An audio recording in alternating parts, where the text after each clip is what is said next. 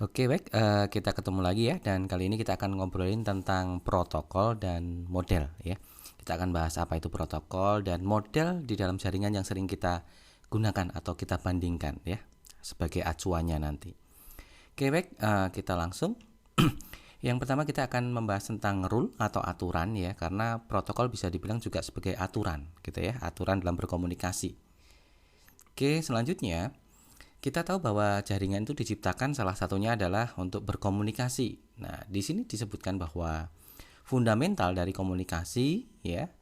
Kemudian di dalam jaringan yang bervariasi dan kompleksnya berbeda-beda, kita tidak cukup hanya mempunyai koneksi kemudian kita bisa berkomunikasi, tetapi kita harus agree atau setuju bagaimana komunikasi itu dilaksanakan atau dilakukan.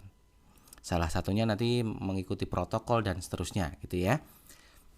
Selanjutnya ada 3 elemen dari komunikasi yang perlu kita ketahui, yaitu yang pertama adalah ada sendernya, pengirim atau source. Jadi kalau berkomunikasi harus ada sumbernya, source-nya atau sendernya ya. Kemudian ada destination-nya, tujuannya atau yang menerima. Kemudian yang ketiga adalah ada channel atau media yang menyediakan, memprovide jalur komunikasinya. Jadi ada pengirim, penerima, dan medianya atau jalur komunikasinya. Itu elemen komunikasi. Kemudian nanti ada lagi yang akan kita bahas terkait dengan sampai ke three way handshake dan seterusnya ya. Tapi ada 3 elemen yang komunikasi itu perlu kita pahami dulu. Pengirim, penerima, sama media. Gitu ya. Oke, hampir sama dengan komunikasi manusia ya, intinya ya, di sini ada manusia, di sini ada dibandingkan dengan komputer. Nah, jadi di sini semua komunikasi itu diatur oleh protokol, Nah, semua komunikasi harus mengikuti protokol yang berlaku. Protokol adalah aturan dalam komunikasi yang harus diikuti. Kalau tidak diikuti maka komunikasinya tidak mungkin tersambung atau berjalan ya. The rules will vary depending on protocol. Jadi setiap nanti komunikasi, apalagi nanti kalau sudah kita ngomongin layar, maka ada beberapa protokol yang harus dipenuhi itu. Walaupun cuman misalkan browsing dan seterusnya, ternyata kita harus memenuhi beberapa protokol yang harus dilakukan. Gitu ya. Oke. Nah, ini contohnya misalkan ada pesan itu ditransmiterkan, ada medianya, ada penerimanya, kemudian pesannya sampai ke penerima. Yang tadi kita bahas ya, ada pengirim, ada penerima, dan ada medianya. Begitu juga di komputer, ada pengirim, ada penerima, ada medianya. Seperti itu. Itu adalah protokol dalam komunikasi atau simpelnya gambaran dalam komunikasi, hampir sama dengan komunikasi yang kita lakukan ya. Nah, kemudian di sini paling tidak protokol itu harus mengikuti beberapa requirement ya, yaitu adalah mengidentifikasi pengirim dan penerima ya, mengidentifikasi pengirim dan penerima. Ini yang ngirim siapa, untuk siapa. Kalau nanti kita sampai ke protokol network atau internet atau IP, nanti ini source IP sama destination IP. Kemudian common language and grammar, bahasa yang digunakan dan grammarnya. Nah, hampir sama dengan komunikasi kita. Kecepatan dan timingnya, waktunya. Kemudian konfirmasi atau acknowledge requirement. Jadi di dalam komunikasi ini ya, yang protokol yang paling tidak harus dibutuhkan ya, yaitu mengidentifikasi pengirim penerima, kemudian bahasa dan grammar yang digunakan, speed dan timingnya, kecepatan dan waktunya ya, kemudian konfirmasi acknowledgement. Jadi di dalam berkomunikasi itu tidak langsung berkomunikasi, tetapi harus ada acknowledgement, pemberitahuan, setuju enggak dan seterusnya, baru kita berkomunikasi. Nanti di praktikum juga ada simulasinya ya terkait dengan ini. Oke. Nah, terkait dengan kebutuhan pada network protokol, yang pertama adalah beberapa komputer protokol harus agree terkait dengan kebutuhan ini, yaitu pertama adalah message encoding. Nah, nanti di message encoding ada salah satunya adalah biasanya menggunakan Manchester atau differential Manchester dan seterusnya. Nanti kita akan ke situ. Kemudian format dan encapsulation. Nah, nanti saya jelaskan juga bahwa nanti di dalam model atau di dalam protokol mulai dari data dipecah menjadi segmen dan seterusnya itu mengalami perubahan format dan dienkapsulasi. Ya, mengalami perubahan format dan dienkapsulasi. Kemudian size-nya, ukuran dari message-nya, karena kita tahu di dalam jaringan kan ada yang pakai fast Ethernet, ada yang pakai Giga Ethernet, ada yang mungkin masih pakai Ethernet. Selain itu juga bandwidth-nya itu berbeda-beda. Bandwidth-nya berbeda-beda sehingga ukuran dari message itu penting. Kalau bandwidth-nya kecil Anda kasih size besar maka akan sangat berat ya. Jadi ini ya. Kemudian waktu timing message-nya, kapan deliver, kapan berhenti dulu dan seterusnya ya. Kemudian message delivery option, pilihan dari delivery-nya mau pakai apa. Gitu ya. Nanti kita akan bahas satu persatu terkait dengan ini.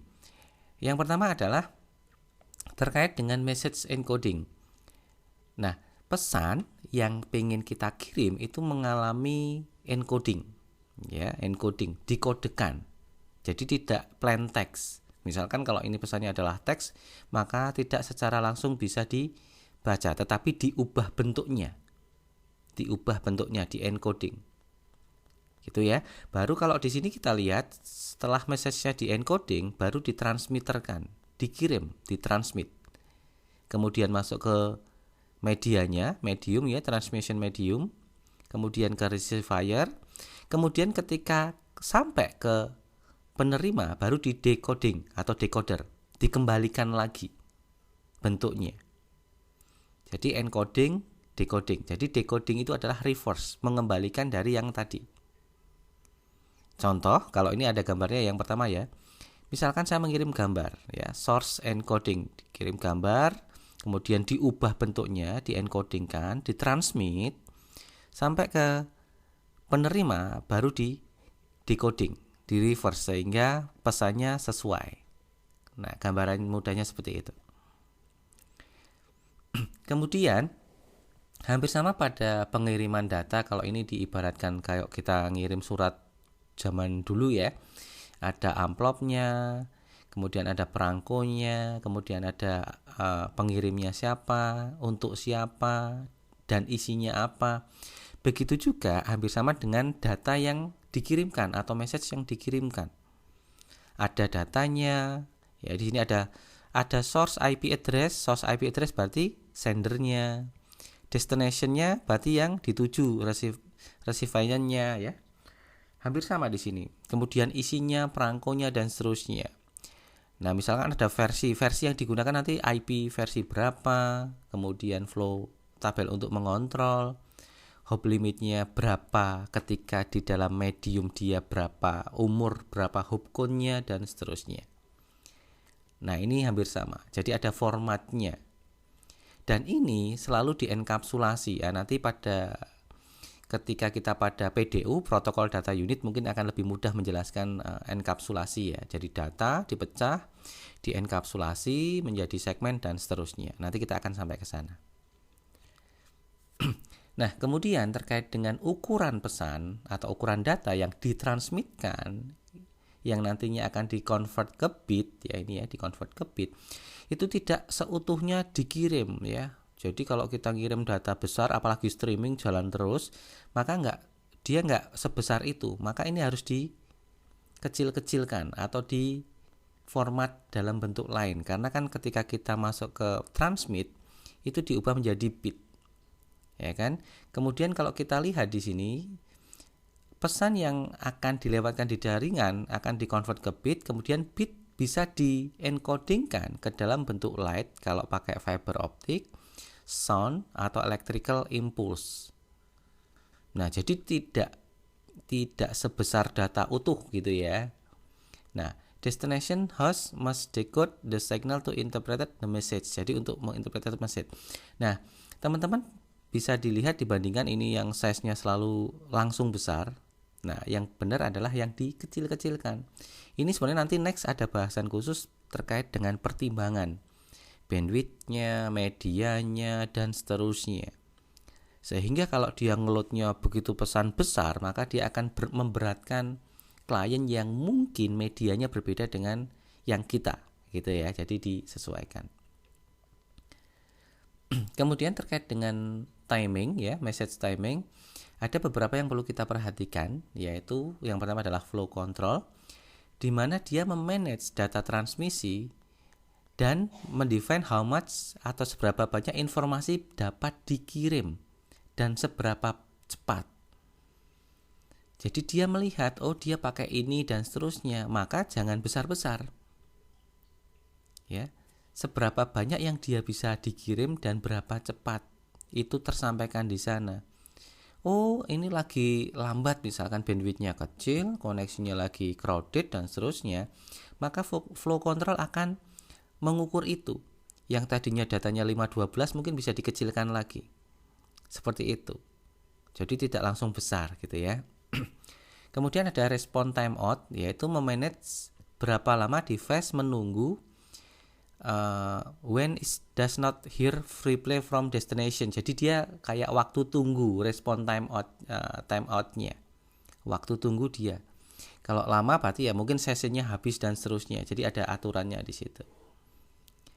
Kemudian terkait dengan akses method ya atau metode akses, itu biasanya mungkin masih ada beberapa jaringan yang menggunakan teknologi lama ya, kayak hub dan seterusnya, yang memungkinkan terjadinya collision atau tabrakan. Nah, di sini akses method yang mengatur itu kapan mulai pesan bisa dikirim kembali ya, khususnya untuk yang teknologi yang mungkin terjadi collision atau tabrakan data itu tadi.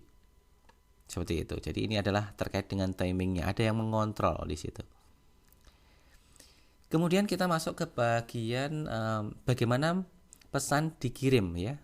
Bagaimana pesan dikirim, ada beberapa metode pesan untuk dikirim. Yang pertama adalah unicast ya. Unicast jelas ya. 1-ke-1 communication. Nah, di sini ya. Source destination. Jadi 1-ke-1. 1-ke-1. Itu namanya unicast. Sedangkan ada yang namanya multicast. Multicast itu 1 ke beberapa, bukan semua ya, tapi ke beberapa. Contoh sumbernya di sini, dia mengirim ke yang si ini ya. Misalkan ini B, ini D, B ke D. Jadi dia ngirim ke beberapa sekaligus. Ya, ngirim ke beberapa sekaligus. Sedangkan broadcast adalah mengirim ke semua. Mengirim ke semua. Unicast 1-ke-1, multicast 1 ke beberapa, broadcast 1 ke semua. Nah, kalau kemarin kita ngomongin IP, nah kalau nggak salah teman-teman pernah belajar kelas IP ya. Kelas D itu digunakan untuk multicast. Nah, digunakan untuk yang ini gitu ya. Nanti kita akan sampai ke sana bahasanya. Sedangkan di IP versi 6 ya, nanti ya kita akan sampai ke IP versi 6, ada yang namanya Anycast ya. Nanti juga kita akan bahas ke IP versi 6-nya. Oke, selanjutnya kita masuk ke bagian protokol. Nah, di dalam jaringan protokol ya ada beberapa. Jadi protokol itu dapat diimplementasikan bisa di software, bisa di hardware atau keduanya. Jadi protokol itu bisa diimplementasikan pada software atau hardware atau keduanya. Jadi protokol bisa menempel di situ ya. Contoh kalau menempel di aplikasi di software ya, misalkan ketika teman-teman buka browser, nah protokolnya misalkan HTTP atau HTTPS-nya dan seterusnya. Kemudian protokol sendiri mempunyai masing-masing their own function, fungsinya buat apa, formatnya seperti apa, dan aturannya. Ya, jadi protokol punya aturan masing-masing, yaitu fungsinya buat apa. Oh, protokol ini buat apa? Formatnya seperti apa? Aturannya seperti apa? Seperti itu. Nah, contohnya seperti ini ya, protokol tipenya, tipe protokolnya, deskripsinya buat apa, dan seterusnya. Routing misalkan enable route dan seterusnya. Nah, kita nanti pelajari satu persatu ke sana. Nah, sebagai contoh di sini ya, kita bahas sedikit terkait dengan network protokol fungsinya ya. Nah, di sini ini salah satu protokol yang bekerja pada IP, khususnya IP versi 4. Misalkan kalau kita ngelihat di sini di topologinya, misalkan ada pengirim, I will send message, jadi dia ingin mengirim menggunakan jaringan IP versi 4. Nah, kebetulan router adalah device yang meneruskan di layer 3 ya, mainnya di IP ya. Maka dia akan meneruskan, ketika dia masuk ke sini, I can forward, dia bisa meneruskan pesan ini karena dia tahu, because I understand IP versi 4. Ada headernya. Oh, dia membaca headernya. Makanya tadi di dalam enkapsulasi selalu ditambahkan header IP versi 4. Oh, dilihat, oh saya tahu ini, saya bisa meneruskan. Nah, nanti diteruskan kemana, bisa ke atas atau bisa langsung lurus. Kemudian di bagian ini, I can accept the message because I understand IP versi 4. Kalau kita lihat di sini, maka protokol yang digunakan kan di sini IP versi 4 semua ya, maka dia bisa berkomunikasi. Nah, simpelnya seperti itu. Protokolnya harus sesuai dan fungsinya apa. Nah, di sini ada beberapa, misalkan fungsinya adalah addressing, mengidentifikasi pengirim dan penerima ya, reliable, kehandalan, provide guarantee delivery. Biasanya ini terkait dengan protokol transport ya, nanti kita bahas ke sana.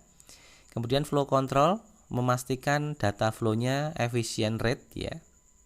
Kemudian sequencing, unique label, jadi setiap paket akan dilabeli dan nanti akan diurutkan lagi ya.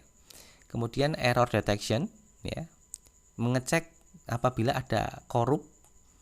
Nah, nanti ini berkaitan dengan frame juga, apakah dia connection oriented atau connectionless ya. Kalau dia ada yang korup, kalau dia pakai connection oriented akan dikirim kembali dan seterusnya. Kalau connectionless biasanya tidak ya. Kemudian application interface, process to process communication between network application. Nah, biasanya antara klien dia kan pakai aplikasi ya, begitu juga yang sini, jadi bisa berproses. Nah, ini contohnya, misalkan klien dia mengakses ke server. Nah, kebetulan dia menggunakan HTTP, maka biasanya kalau HTTP browsing, maka dia bisa pakai browser ya. Dia buka untuk satu komunikasi ini saja, dia menggunakan banyak protokol. Protokol aplikasinya dia misalkan menggunakan HTTP ya di sini ya. Nah, teman-teman bisa baca di sini fungsinya. Kemudian transportnya menggunakan TCP ya. Ini. Kemudian misalkan ini ada router, maka dia menggunakan IP. Kemudian dia menggunakan Ethernet ya. Ada NIC ya di sini, pakainya Ethernet. Jadi ada banyak protokol, walaupun komunikasinya ini ternyata mengaitkan banyak protokol yang digunakan. Kemudian kita masuk ke bagian protokol suite atau rangkaian protokol yang biasanya kita gunakan. Nah, biasanya ada beberapa protokol suite atau serangkaian protokol. Yang pertama adalah yang biasa digunakan adalah TCP/IP ya, Internet Protocol Suite TCP/IP. Kemudian yang kedua adalah yang biasa digunakan untuk referensi juga OSI ya. OSI dari Organization for Standardization ya. OSI layer biasanya nanti kita sebut ke bagian model. Dua ini nanti punya model yang kita akan pelajari. Kemudian ada AppleTalk dan ada Novel Network. Nah, biasanya kita nanti mencakupnya semuanya sih sebenarnya, tetapi lebih banyak membandingkan di sini, di TCP/IP dan OSI. Di samping kanannya sudah ada beberapa protokol ya, masing-masingnya ya. Oh, kalau network access protokolnya ini, internet protokolnya ini, transport application protokolnya ini. Dia menggunakan TCP/IP layer atau TCP/IP model ya. Nanti kita sampai ke sana. Kemudian, nah, di TCP/IP model atau TCP/IP layer protokol itu ada 4 layer. Dimulai dari network access paling bawah, 1, 2 internet, 3 transport, 4 application. Kalau di OSI layer nanti ada 7, kita akan sampai ke sana. Tapi nanti ada komparasinya ya. Nah, seperti tadi yang pernah disinggung bahwa untuk berkomunikasi tadi browsing saja, ini ada web server, dia browsing itu ada beberapa protokol yang digunakan. Sebagai contoh ya tadi ya, ini browsing pakai HTTP, kemudian transportnya pakai TCP. TCP itu connection oriented ya. Jadi dia guarantee kalau ada yang error dia akan mengirim kembali dan seterusnya. Kemudian komunikasinya pakai IP versi 4 atau IP versi 6 ya. Kemudian fisiknya pakai Ethernet. Ada standarnya sendiri nanti. Nah, di sini ya hampir sama, teman-teman bisa pelajari di sini ada 4 layer, TCP/IP layer, network access, internet, transport, application. Mungkin lebih mudah yaitu ya, network access, internet, transport, application. Di setiap layernya ada beberapa protokol yang berjalan di layer itu. Ya, di layer itu ada yang berjalan. Sebagai contoh, network access ada beberapa protokol yang bisa digunakan dan ada standarnya masing-masing. Kemudian internet ada IP versi 4, IP versi 6, ada NAT, ICMP dan seterusnya. Yang masing-masingnya ada fungsinya ya, ini untuk routing, ini untuk mengetes connectivity, biasanya pakai ping ya, pakainya ICMP. Nah, di transport ada TCP, ada UDP ya. TCP itu untuk connection oriented, UDP itu connectionless. Kemudian di sini ada application layer, protokolnya banyak nih. Kalau berkaitan dengan penamaan ada DNS, berkaitan dengan host config itu IP dan seterusnya ada di sini, email ada di sini dan seterusnya. Teman-teman bisa pelajari ini. Kemudian ketika kita ngomongin komunikasi terkait dengan TCP/IP komunikasi proses, nah di sini ada gambaran bahwa web server mengenkapsulasi dan mengirim web page to client ya. Web server mengirim ke web client. Gambarannya gimana Pak? Nah, dari sini data, misalkan datanya besar, maka di-size-kan ya, disesuaikan size-nya. Nah, ketika size-nya sudah disesuaikan, maka dienkapsulasi. Ini datanya, ini dienkapsulasi pertama. Dikasih, data ini nanti transport inputnya pakai TCP. Nah, ini ada enkapsulasi nih. Di sini dienkapsulasi. Kemudian pindah ke layar berikutnya. Dienkapsulasi lagi. Ini yang tadinya cuma segini dienkapsulasi lagi dengan penambahan IP, yaitu IP pengirim dan IP penerima. Setelah itu sudah cukup belum dienkapsulasi lagi. Nah, mungkin ada penambahan MAC address pengirim dan penerima. Nah, nanti kita sampai ke sana. Baru kalau ini sudah, baru nanti dikirim atau dikonvers menjadi bit, kemudian dikirimkan ke klien. Nah, si klien ketika sudah menerima ini, maka dia melakukan dienkapsulasi. Kalau sudah masuk berarti dibuka, dari sini dibuka. Ini terus buat saya IP-nya dan seterusnya. Jadi ada encapsulation, ada de-encapsulation. Kalau encapsulation itu membungkus, kalau decapsulation itu membukanya. Seperti itu. Nah, di sini juga ada beberapa standar organisasi yang mengatur di dalam internet ya. Nah, salah satunya ini IEEE, misalkan terkait dengan aturan Ethernet itu ada IEEE 802.3. Kemudian kalau terkait dengan wireless 802.11 dan seterusnya. Ini ada standar-standarnya. Kemudian ada juga IANA, ada ICANN ya, ada Internet Corporation for Assign Name and Number. Dia mengatur terkait dengan IP, penamaan dan seterusnya. TIA mengatur dengan standar misalkan koneksi kabel UTP, strike, cross, rollover dan seterusnya. Jadi banyak di sini, teman-teman bisa pelajari. Nah, contohnya ini ya. Si ICANN ya, Internet Corporation ini membawai si IANA. Nah, IANA itu nanti tugasnya misalkan IP address, domain name, TCP, UDP, port number itu diatur agar semua protokolnya sesuai. Kalau tidak diatur nanti semau-maunya. Misalkan terkait dengan IP address, Next, teman-teman bisa pelajari IP, misalkan IP privat sama IP public. Nah, IP public itu yang di sini nih, diatur nih. Nggak bisa sembarangan kita menggunakan IP ya. Kemudian domain name, nama penamaan. Kalau ada penamaan misalkan www.google.com, sudah ada, maka nggak bisa dipakai. Nah, itu ada yang mengatur. Ada organisasi-organisasi yang mengatur itu. Kemudian kita masuk ke model referensi yang kita bahas tadi ya.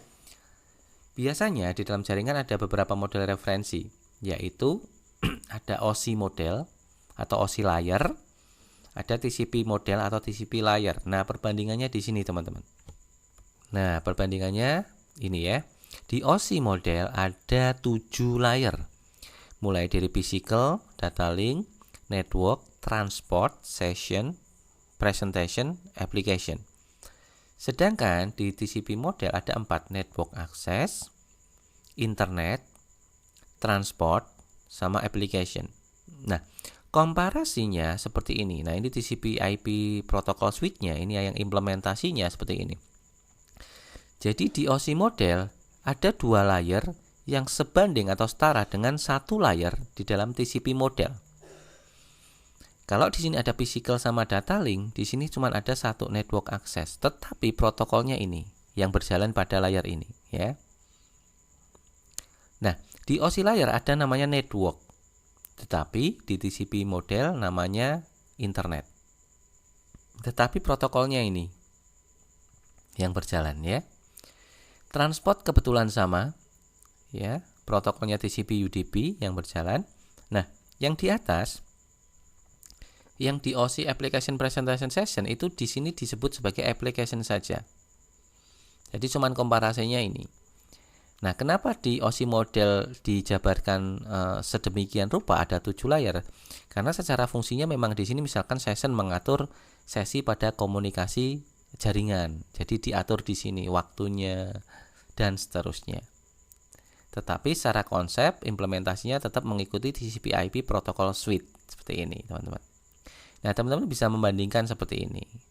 Oh, ini ada 7 layer, oh ini ada 4 layer, di mana 3 layer ini application presentation session itu sebanding dengan application di TCP model.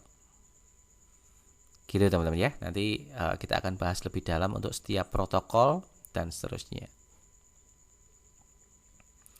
Oke, kita masuk ke dalam enkapsulasi atau data enkapsulasi.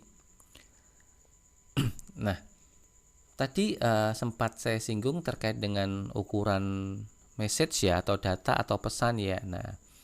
Nah di sini ada yang namanya segmenting. Nah, di sini segmenting adalah proses breaking up message into smaller unit. Nah, namanya segmenting. Tadi kalau kita lihat di sini, bentar. Nah, di sini ini kan data nih. Ini data namanya. Datanya besar, Pak, maka dilakukan segmenting. Nah, segmenting itu ada di sini nih, teman-teman. Segmenting ada di sini. Sehingga ukurannya menjadi lebih kecil.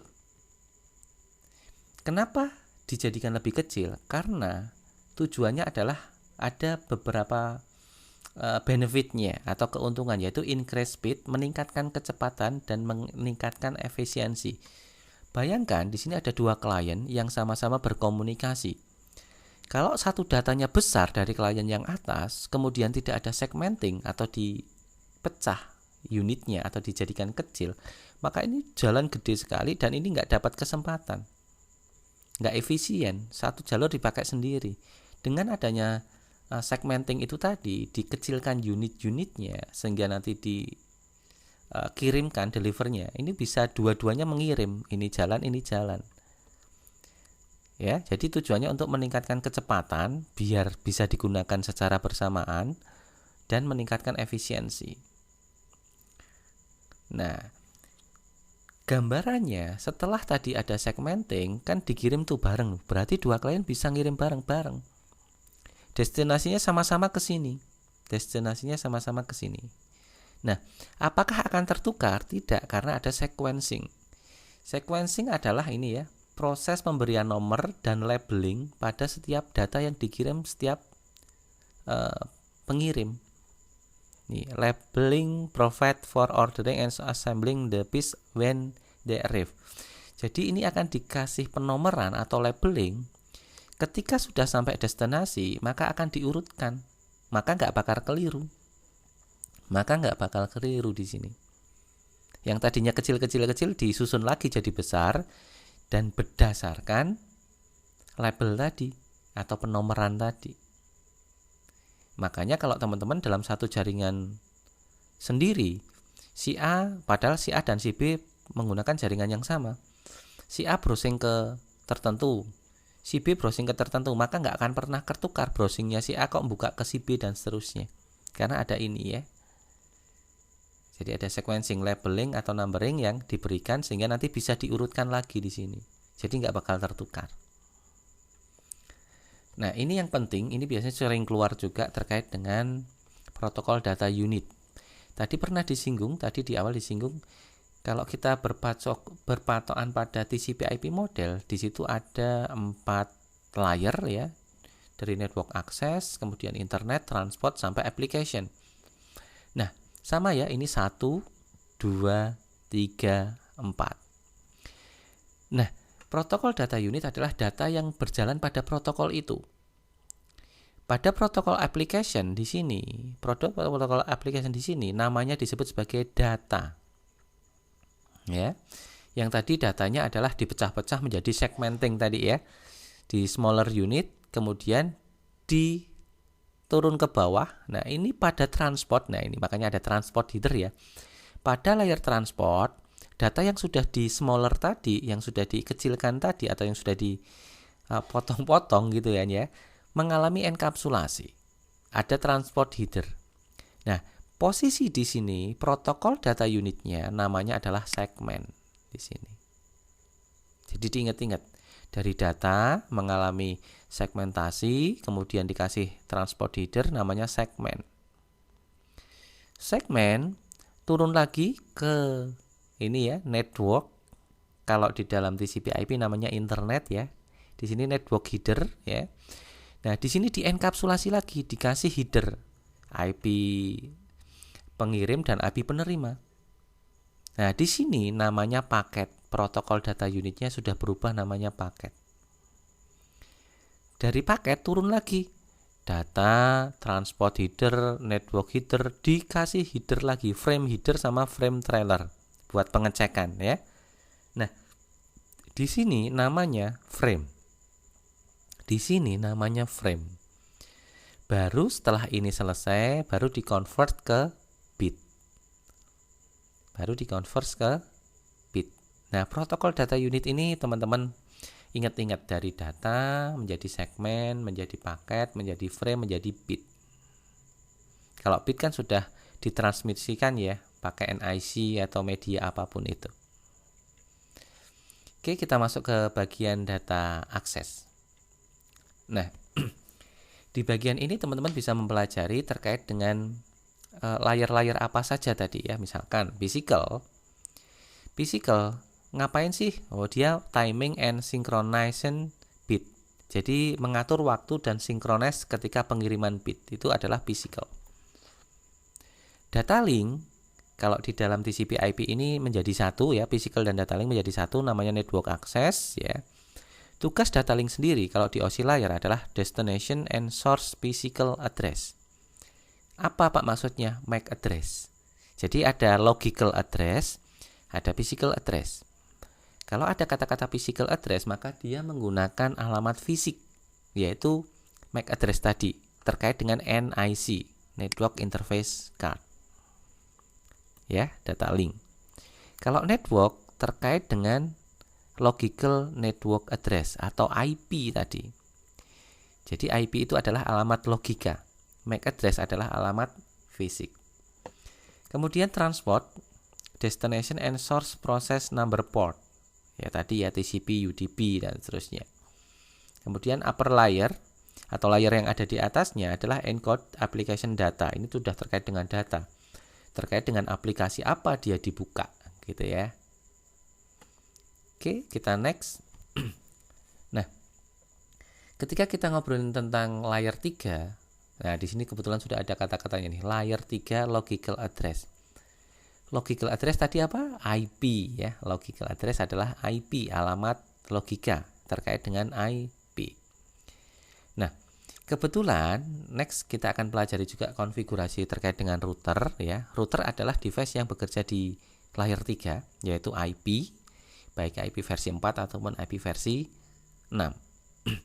Nah, ini gambaran singkatnya kalau kita cuma ngomongin layer 3. Misalkan di sini ada PC 1 dan di sini ada web server. Dia punya IP di PC 1 192.168.1.110 dan web server 172.16.1.199. Maka, nah kita ngomongin paket. Kenapa Pak namanya paket? Karena layer 3. Tadi ya urutannya dari data menjadi segmen menjadi paket. Nah, di layer 3 itu namanya paket ya, dikirimkan paketnya antar router. Router akan menerima karena router akan mengecek alamat ini karena dia bekerja pada layer 3. Dia bekerja pada layer 3. Gitu ya. Jadi dilihat sumbernya ini, destinasinya ini, maka diteruskan sampai ke destinasi. Secara mudahnya di router biasanya ada namanya routing tabel yang mencatat ya, routing tabel yang mencatat IP dan nanti jalurnya lewat mana. Seperti itu. Itu gambaran singkatnya. Kalau kita cuman fokus pada layer 3 yaitu IP. Nah, lebih dalam lagi sebenarnya kita ngomongin di sini. Ya, ada frame. Karena kalau kita ada switch itu sudah ngomonginnya adalah MAC address-nya atau fisiknya tadi. Nah, di sini diceritakan adalah device pada jaringan yang sama. Contoh, PC 1 mau mengakses ke FTP server. Nah, kebetulan antar ini kan jaringannya sama nih. Tidak keluar jaringan. Router adalah device yang digunakan untuk menghubungkan jaringan yang berbeda. Kalau ini masih di dalam sini, maka ini jaringan yang sama. Kalau di dalam jaringan yang sama, biasanya mainnya adalah di ininya, frame headernya atau MAC address-nya. Source-nya 192.168.1.110 hostnya ya, karena kelas C ya. Netmax-nya kemungkinan pakainya 255.255.2550 ya. Di sini akan kelihatan nanti kalau udah terbiasa akan tahu. Destinasinya sama 192.168.1 hostnya 9. Data. Ini adalah bagian network layarnya, ini adalah bagian frame headernya. Dari AAA ini ya, source-nya, MAC address-nya A semua, destinasinya ke C semua. Nah, inilah yang komunikasi kalau di dalam jaringan yang sama. Ya. Jadi di dalam jaringan yang sama, kita bisa lihat di sininya untuk IP paketnya tidak perlu dilewatkan ke sana karena ini pada jaringan yang sama. Oke, jadi aturannya kalau di dalam jaringan yang sama dia akan melihat pada ininya teman-teman ya. Walaupun sudah ada IP-nya ya, sudah ada IP-nya tetap melihat yang di sininya. Di sini disebutkan bahwa source MAC address will be that of original on the link ya, ada di linknya. Destination MAC address will always be on the same link sebagai sumbernya. Nah, nanti biasanya kalau kita nanti masuk ke bagian switch, di sini juga ada namanya tabel ya, di dalamnya ada tabel. Nah, nanti kita akan masuk ke sananya. Oke, berbeda dengan kalau misalkan ini diteruskan ke jaringan yang berbeda. Kalau tadi kan dari PC 1 ke sini ya. Nah, kalau berubah, kalau ke jaringan ke sini, ya ini ya, kalau teman-teman lihat IP-nya 192.168.1.110 ke 172.16.199. Maka bagian ininya tidak berubah, tetapi bagian ininya berubah. Contoh, pertama source-nya adalah A, yang ini ditujukan ke 11 itu ini. Karena mau mengakses ke sini. Nah, kalau sudah masuk ke sini, maka ini dirubah lagi. Yaitu pakai yang sini, exit. Ini kan input ya, ini exit ya, ini in, ini out. ya. Ini kan kalau dari sini ini in, jalurnya in. Berarti kalau dari R1 ke R berapa ini, mungkin anggaplah R3. Berarti ini out, ini in. Jadi ini diganti ini. Ya, jadi alamat bagian frame-nya yang diubah-ubah. Mungkin ke sini saja, mungkin lebih mudah. Nah, di sini. Nah, di dalam data link address, ketika komunikasi itu terjadi pada jaringan yang berbeda dan menggunakan router, teman-teman perhatikan yang ini mungkin gambarnya lebih mudah. Source IP-nya 110 ini ya, ditujukan ke sini. Ini terkait dengan alamat logika, paket ya, paket di sini namanya paket. Nah, di sini L2 maksudnya adalah layer 2, yaitu data link. Ini yang berubah-ubah. Pertama, dari pengirim ditujukan ke sana kan, berarti kan harus lewat router. Maka bagian ini, fokus pada bagian ini. Source NIC-nya berarti LAN card-nya ini. Destination NIC-nya atau MAC address-nya adalah in-nya router yang pertama. Berarti dari sini NIC ini ditujukan ke sini. Source-nya adalah ini, destination-nya adalah ini. Gitu ya. Baru masuk ke router ini, baru masuk ke router 1 lah anggaplah. Nah, di router 1 kan tadi di sini ya. Kalau teman-teman perhatikan nih, source-nya adalah PC 1 NIC, ini source-nya. Destination-nya adalah first router gateway interface, yaitu yang ini, yang masuk. Nah, kita lanjutkan. Kalau sudah sampai sini gimana, Pak? Kalau sudah sampai sini, IP-nya tidak berubah logikalnya, tetap dari sini ke sini, tetapi NIC-nya diubah. Berarti NIC-nya diubah dari mana, Pak? Dari ini ke ini. Maka source IP-nya ini ke sini, ya, ini. Destination-nya diarahkan ke sini. Makanya kalau teman-teman lihat di sini, source-nya first router exit interface. Exit interface itu keluar ya. Ini kan routernya, exit itu keluar ke sana. Arahnya keluar, bukan masuk. Keluar. Destination-nya second router receive frame.